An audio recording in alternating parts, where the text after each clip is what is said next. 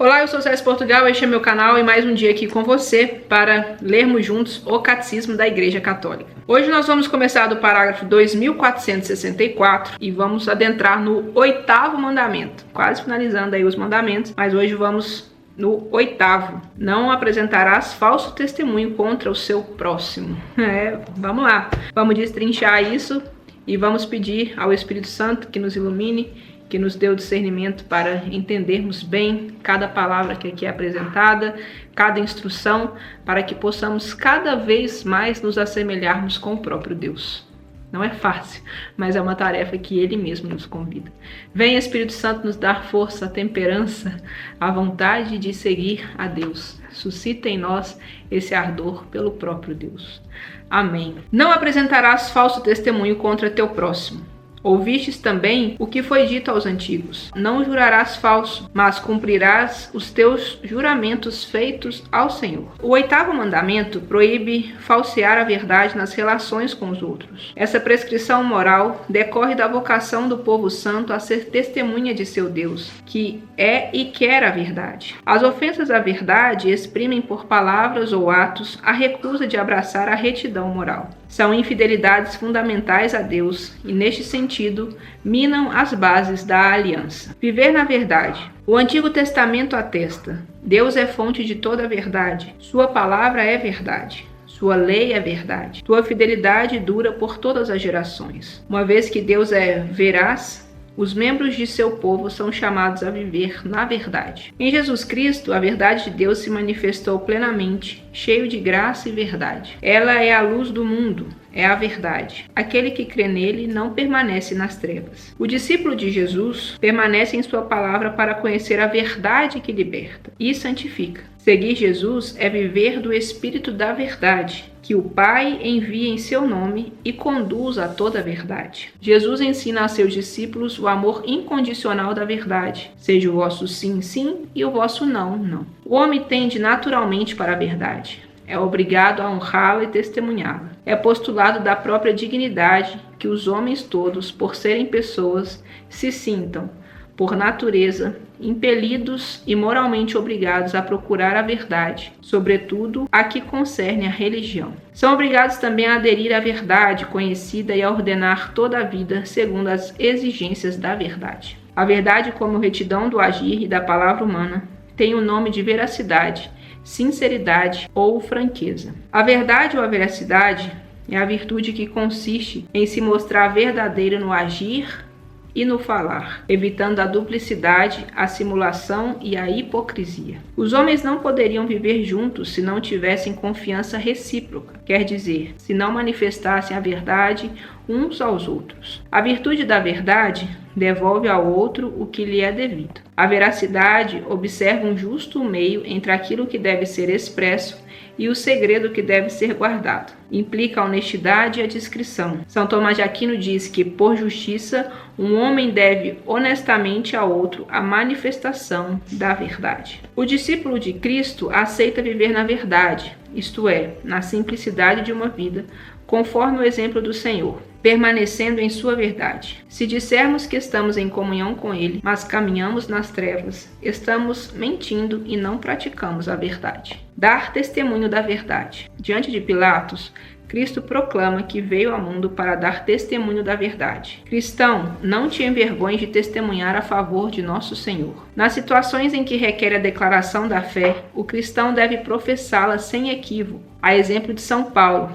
diante de seus juízes. Ele deve manter a consciência irrepreensível diante de Deus e dos homens. O dever dos cristãos de tomar parte na vida da Igreja os leva a agir como testemunhas do Evangelho e das obrigações dele decorrentes. Esse testemunho é transmissão da fé em palavras e atos. O testemunho é um ato de justiça que comprova ou dá a conhecer a verdade. Todos os cristãos, onde quer que vivam, devem manifestar, pelo exemplo de vida e pelo testemunho da palavra, o novo homem que revestiram pelo batismo e a virtude do Espírito Santo que os revigorou pela confirmação.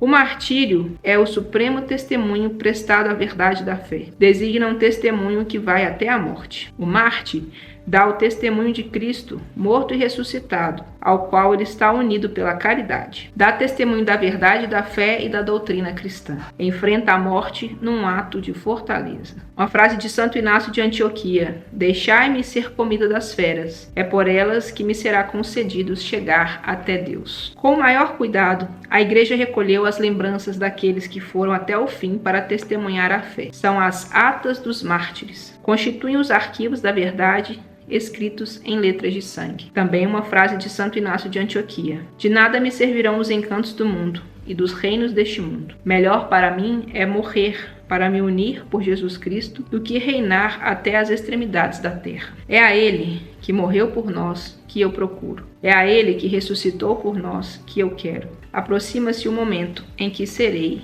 gerado. Eu vos bendigo por me terdes julgado digno desse dia e dessa hora, digno de ser contado no número de vossos mártires. Guardastes vossa promessa, Deus da fidelidade e da verdade. Por essa graça e por todas as coisas, eu vos louvo, vos bendigo e vos glorifico pelo eterno e celeste sumo sacerdote, Jesus Cristo, vosso Filho bem-amado. Por ele que está convosco e com o Espírito, vos seja dada glória, agora e por todos os séculos. Amém. As ofensas à verdade. Os discípulos de Cristo se revestiram do homem novo, criado à imagem de Deus, na verdadeira justiça e santidade. Tendo rompido com a mentira, eles devem se despojar de toda maldade, de toda mentira, hipocrisia e inveja, e de toda calúnia, falso testemunho e perjúrio. Quando é emitida publicamente uma afirmação contrária à verdade, assume particular gravidade. Diante de um tribunal, torna-se um falso testemunho. Quando é feita sob juramento, trata-se de perjúrio. Essas formas de agir contribuem para condenar o inocente, para inocentar um culpado, ou para aumentar a sanção em que incorre o acusado. Elas comprometem gravemente o exercício da justiça e a equidade de sentença pronunciada pelos juízes. O respeito à reputação das pessoas proíbe qualquer atitude e palavra capazes de causar um prejuízo injusto. Torna-se culpado. Do juízo temerário aquele que mesmo tacitamente admite como verdadeiro, sem fundamento suficiente, um defeito moral no próximo. Torna-se culpado da maledicência aquele que, sem razão objetivamente válida, revela a pessoas que não sabem os defeitos e faltas de outros. E de calúnia aquele que, por palavras contrárias à verdade, prejudica a reputação dos outros e dá ocasião a falsos juízos a respeito deles. Para evitar o juízo temerário, todos hão de cuidar de interpretar de modo favorável, tanto quanto possível, os pensamentos, as palavras e as ações do próximo. Santo Inácio de Loyola vai dizer: todo bom cristão deve estar mais inclinado a desculpar as palavras do próximo do que a condená-las. Se não é possível desculpá-las, deve-se perguntar-lhe como as entende, e se ele as entende mal, que seja corrigido com amor. E se isso não bastar, que se procurem todos os meios apropriados para que, as compreendendo corretamente, se salve. Maledicência e calúnia destroem a reputação e a honra do próximo. Ora, a honra é o testemunho social prestado à dignidade humana. Todos gozam de um direito natural à honra do próprio nome, à sua reputação e ao seu respeito. Dessa forma, a maledicência e a calúnia ferem as virtudes da justiça e da caridade. Deve-se condenar qualquer palavra ou atitude que, por bajulação, adulação ou complacência, encoraje e confirme o outro na malícia de seus atos e na perversidade de sua conduta. A adulação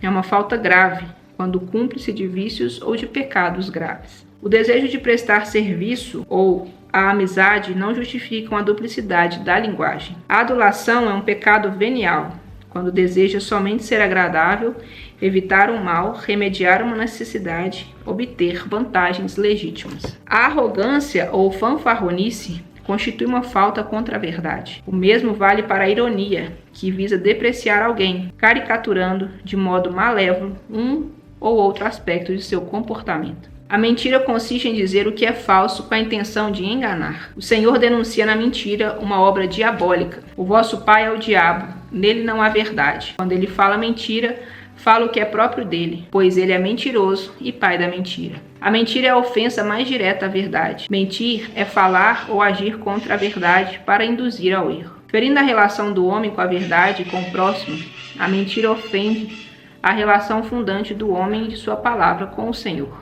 A gravidade da mentira se mede segundo a natureza da verdade que ela deforma.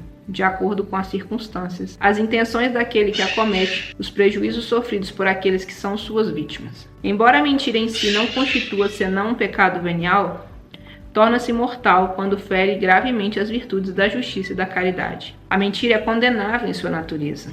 É a profanação da palavra que tem por finalidade comunicar a outros a verdade conhecida. O propósito deliberado de induzir o próximo ao erro com afirmações contrárias à verdade constitui uma falta em relação à justiça e à caridade. A culpabilidade é maior quando a intenção de enganar acarreta o risco de consequências funestas para aqueles que são desviados da verdade. A mentira, por ser uma violação da virtude e da veracidade, é uma verdadeira violência feita ao outro, porque o fere em sua capacidade de conhecer, que é a condição de todo juízo e de toda decisão. Contém, em germe, a divisão dos espíritos e todos os males que ela suscita. A mentira é funesta para toda a sociedade, mina a confiança entre os homens e rompe o tecido das relações sociais. Toda falta cometida contra a justiça e a verdade impõe o dever de reparação, mesmo que seu autor tenha sido perdoado. Quando se torna impossível reparar um erro publicamente, deve-se fazê-lo em segredo, se aquele que sofreu o prejuízo não pode ser diretamente indenizado. Deve-se lhe dar satisfação moralmente em nome da caridade. Esse dever de reparação se refere também às faltas cometidas contra a reputação de outrem.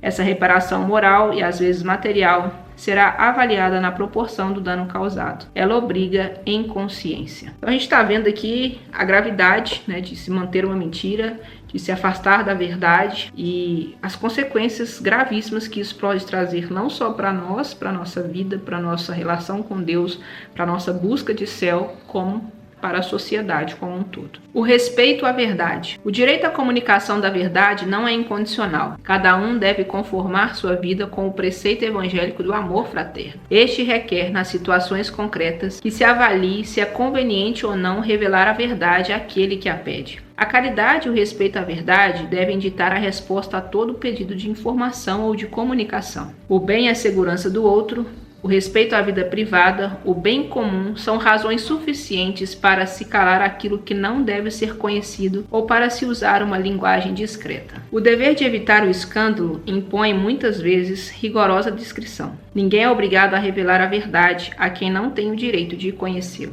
O sigilo do sacramento da reconciliação é sagrado e não pode ser traído sob nenhum pretexto. O sigilo sacramental é inviolável. Por isso, não é lícito ao confessor revelar o penitente, com palavras ou de qualquer outro modo, por nenhuma causa. Os segredos profissionais, por exemplo, de políticos, militares, médicos, juristas, ou as confidências feitas sob sigilo devem ser guardados, salvo casos excepcionais em que a retenção do segredo causasse àquele que os confia, àquele que os recebe, ou a um terceiro prejuízos muito graves e somente evitáveis pela divulgação da verdade. Ainda que não tenham sido confiadas sob sigilo, as informações privadas prejudiciais a outros não podem ser divulgadas sem razão grave e proporcionada. Cada um deve manter a justa reserva acerca da vida privada das pessoas. Os responsáveis pela comunicação devem manter justa proporção entre as exigências do bem comum e o respeito dos direitos particulares. A ingerência da informação na vida privada de pessoas comprometidas numa atividade política ou pública é condenável, na medida em que ela viola sua intimidade e sua liberdade. O uso dos meios de comunicação social. Na sociedade moderna, os meios de comunicação social exercem papel primordial na informação, na promoção cultural e na formação. Tal papel cresce em razão dos avanços técnicos, com a amplitude e a diversidade das notícias transmitidas, com a influência exercida sobre a opinião pública. A informação dos meios de comunicação social está a serviço do bem comum. A sociedade tem direito à informação fundada sobre a verdade, liberdade, justiça e solidariedade. O correto exercício desse direito exige que a comunicação seja, quanto ao objeto, sempre verídica e completa, dentro do respeito às exigências da justiça e da caridade, que ela seja, quanto ao modo, honesta e conveniente, quer dizer, que na aquisição e na difusão das notícias observe absolutamente as leis morais, os direitos e a dignidade do homem. É indispensável que todos os membros da sociedade cumpram também, neste particular, os deveres da justiça e da verdade, hão de empregar os meios de comunicação social a fim de cooperar para a formação e a difusão da reta opinião pública. A solidariedade aparece como consequência da comunicação verdadeira e justa e da livre circulação de ideias que favoreçam o conhecimento e o respeito aos outros. Os meios de comunicação social, especialmente a mídia, podem gerar certa passividade entre os usuários, os tornando consumidores pouco criteriosos a respeito das mensagens e dos espetáculos. E olha, mais uma vez, o catecismo foi escrito há tanto tempo e hoje a gente vê isso de uma forma gigante acontecendo, que um meio de comunicação ele tem uma linha de conduta, uma linha de pensamento, e ele vai pegar aqueles valores e enxertar nas pessoas. Mas o bom, o lado positivo, de alguma forma, é que as redes sociais deram uma cortada nisso, e deram mais liberdade de você ter acesso à verdade. Os usuários hão de se impor moderação e disciplina quanto à mídia, hão de formar em si uma consciência esclarecida e correta para resistir mais facilmente às influências menos honestas. Os responsáveis pela imprensa têm exatamente, por sua profissão, o dever de, na difusão da informação, servir à verdade e não ofender a caridade, hão de se esforçar por respeitar com igual cuidado a natureza dos fatos e os limites do juízo crítico a respeito das pessoas. Devem evitar ceder à difamação. Cabe às autoridades civis deveres especiais em razão do bem comum. Os poderes públicos devem defender e proteger a verdadeira e justa liberdade de informação, publicando leis e cuidando da sua aplicação. Os poderes públicos cuidarão para que o mau uso dos meios de comunicação não cause graves prejuízos aos costumes públicos, aos progressos da sociedade. Estabelecerão sanções contra a violação dos direitos de cada pessoa, à reputação e ao segredo da vida privada. Darão, no momento oportuno e honestamente, as informações que dizem respeito ao bem comum e respondem às inquietações fundadas da população. Nada pode justificar o recurso a falsas informações para se manipular a opinião pública através dos meios de comunicação. Com tais intervenções, não se ferirá a liberdade dos indivíduos e dos grupos. A moral denuncia o flagelo dos estados totalitários que falsificam sistematicamente a verdade, exercem, através dos meios de comunicação, a dominação política da opinião pública, manipulam os acusados e as testemunhas de processos públicos e acreditam assegurar sua tirania, sufocando ou reprimindo tudo o que consideram delitos de opinião. Verdade, beleza e arte sacra. A prática do bem é acompanhada do prazer espiritual gratuito e da beleza moral. Da mesma forma, a verdade implica a alegria e o esplendor da beleza espiritual. A verdade é bela em si mesma. A verdade da palavra, expressão racional do conhecimento da realidade criada e incriada, é necessária ao homem dotado de inteligência. Mas a verdade também pode encontrar outras formas de expressão humana, complementares, sobretudo quando se trata de evocar o que ela contém de indivisível, as profundezas do coração humano, as elevações da alma, o mistério de Deus. Antes de se revelar ao homem em palavras de verdade, Deus a ele se revela pela linguagem universal da criação, obra de sua palavra, de sua soberania. A ordem e a harmonia do cosmos, que tanto a criança como o cientista descobrem pela grandeza e beleza das criaturas, pode-se chegar a ver, por analogia, o seu Criador, pois foi um princípio e autor da beleza quem as criou. A sabedoria é o sopro do poder de Deus, uma emanação pura da glória Todo-Poderoso. Ela é o reflexo da luz eterna, espelho sem mancha do poder de Deus e imagem da sua bondade. De fato, ela é mais bela que o sol e supera todas as constelações. Comparada à luz, ela é mais brilhante, pois a luz sucede à noite, ao passo que, contra a sabedoria, o mal não prevalece. Eu sou apaixonada pela sua beleza. Criado à imagem de Deus, o homem exprime também a verdade de sua relação com Deus Criador, pela beleza das próprias obras artísticas. A arte é de fato uma forma de expressão propriamente humana, ultrapassando a tendência de satisfazer as necessidades vitais, comuns a todas as criaturas vivas. A arte é superabundância gratuita da riqueza interior do ser humano. Nascendo de um talento dado pelo Criador e do esforço do próprio homem, a arte é uma forma de sabedoria prática, que une conhecimento e perícia, para expressar a verdade de uma realidade em linguagem acessível à vista e ao ouvido. A arte inclui certa semelhança com a atividade de Deus na criação, na medida em que se inspira na verdade e no amor das criaturas. Como qualquer outra atividade humana,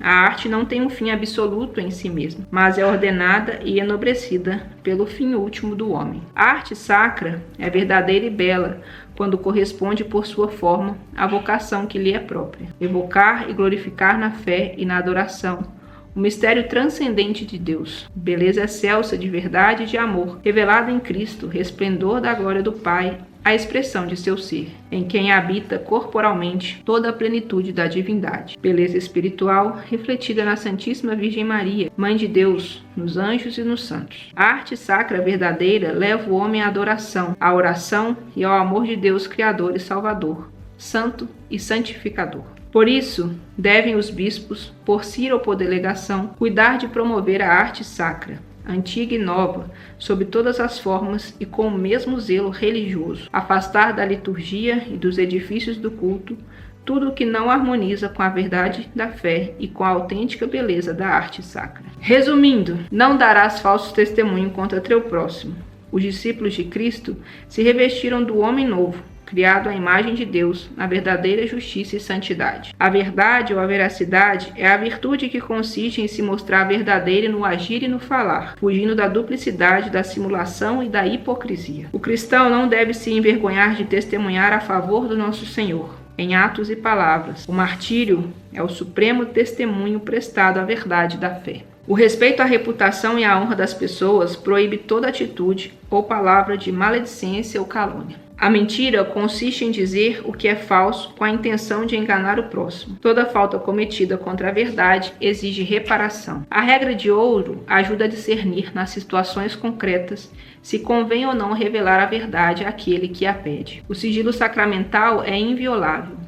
Os segredos profissionais devem ser guardados. As confidências prejudiciais a outros não devem ser divulgadas. A sociedade tem direito à informação fundada na verdade, na liberdade e na justiça. É conveniente que se imponham moderação e disciplina no uso dos meios de comunicação social. As artes, e sobretudo a arte sacra, têm em vista por natureza exprimir de alguma forma, nas obras humanas, a beleza infinita de Deus e procuram aumentar seu louvor e sua glória, na medida em que não tiverem outro propósito, senão de contribuir poderosamente para encaminhar os corações humanos a Deus. Mais uma vez eu volto a comentar, né? Não darás falso testemunho contra teu próximo. A gente vem aqui, fala da verdade e no final a gente está vendo a importância da arte, de como que exprime também a verdade, como que se manifesta. É muito bonito, né? A gente ter essa oportunidade de aprofundar em cada detalhe de cada mandamento. Eu espero que esteja sendo proveitoso para você. Para mim está sendo maravilhoso. E vamos seguindo. Nós estamos aí na reta final. Faltam cerca aí de 100 páginas para a gente encerrar o catecismo, mas focando em cada detalhe, em cada vídeo, em cada semana, um aprendizado novo aqui para nós. Em tudo dai graças, perceba Deus nos detalhes da sua vida. Eu sou César Portugal, este é meu canal, que Deus abençoe você e até o próximo vídeo. Tchau!